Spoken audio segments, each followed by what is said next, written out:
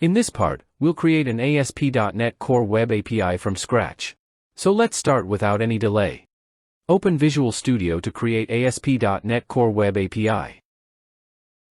Click on Create a new project. Type ASP.NET Core Web API in search box. Choose this and click Next. Type project name and choose project location. Click Next. Choose .NET 8, which is latest version right now. Keep Configure for HTTPS option checked. Keep Enable Open API Support option checked if you want Swagger UI. I'll keep it, as I'll also keep Use Controllers option checked. Now click Create to create project. First, delete default controller and weather forecast.cs file. Now, we'll import some packages which we need for this project. For that, right-click on Project and select Manage NuGet Packages. Click on Browse tab. Type Microsoft.Entity Framework Core in search field and install it. Now install Microsoft.Entity Framework Core SQL Server. We also need Microsoft.Entity Framework Core tools. So, install it too. Now type Microsoft.VisualStudio.Web.Code.Generation and install this package too.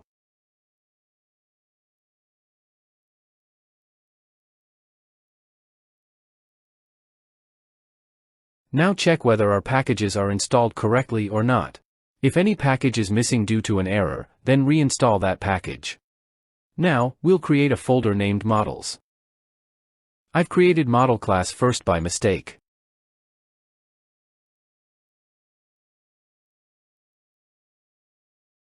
So, we'll just create folder now and drag this model class inside this folder.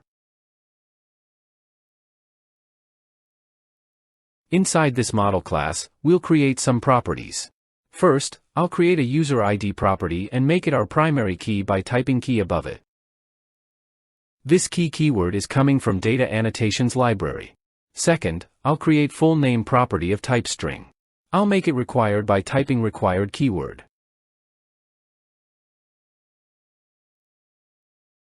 Third, I'll create address property and also make it required.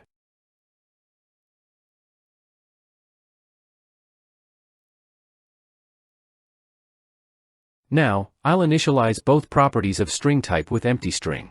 And with that, our model class is complete. Now, create another class inside models folder and name it anything, but I'll call it API DbContext, which will be our DbContext class.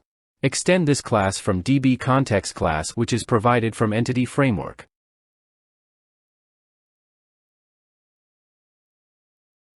I forgot to change the name of the class. Let me fix it first.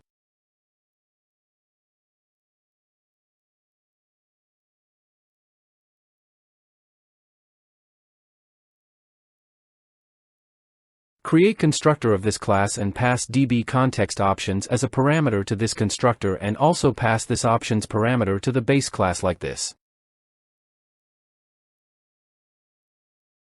Now create a property of type DbSet, which is also of type our user model class. I'll name this property users, which will be our table name inside database. Now open appsettings.json file to add ConnectionString.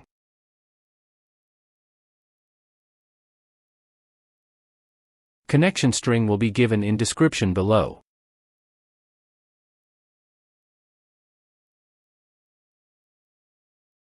We just need to provide our server's name. I'll open SQL Server Management Studio to copy the server's name.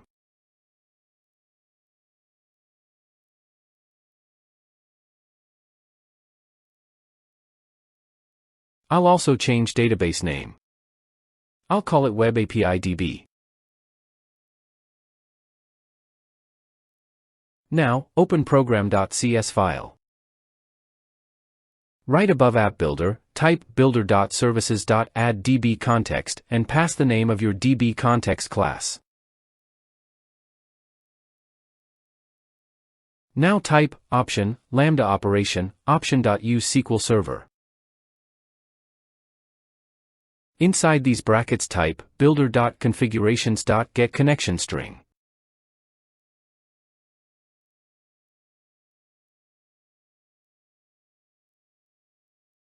Now pass the name of our connection string, which is default connection in our case.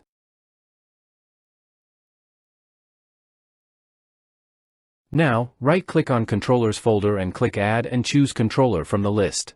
Click on API tab and select API Controller with actions using Entity Framework and click Add.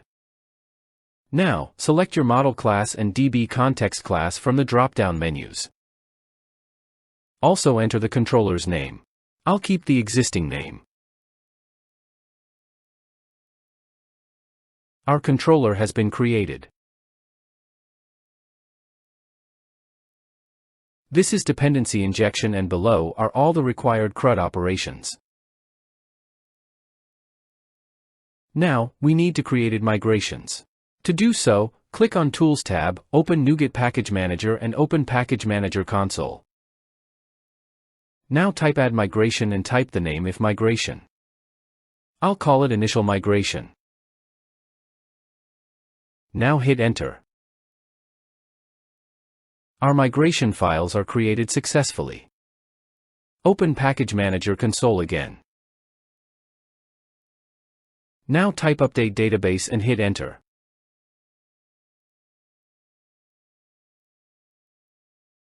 There is an error. To solve this error, click on your project file and turn invariant globalization false. Now open console and type update database again.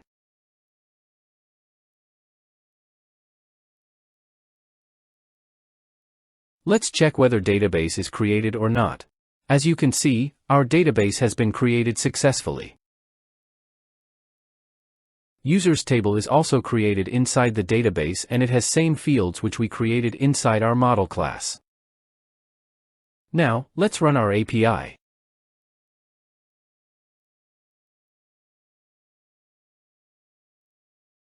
It's running, and as you can see, it has all the operations or methods which are created inside our controller. Let's check the API without Swagger UI. Check the root of the controller from the controller class. For me, it's API/controller_name. We can change it, but I'll keep it. It's working but not showing any data because we have not entered any data yet. Let's test it out by adding data using post method from Swagger UI. We don't need to add user ID because it is primary key and managed by the server automatically. I'll just add name and address.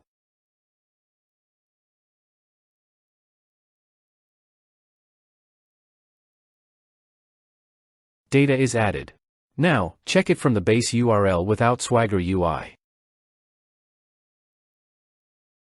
And our API is working perfectly. That's all for this section.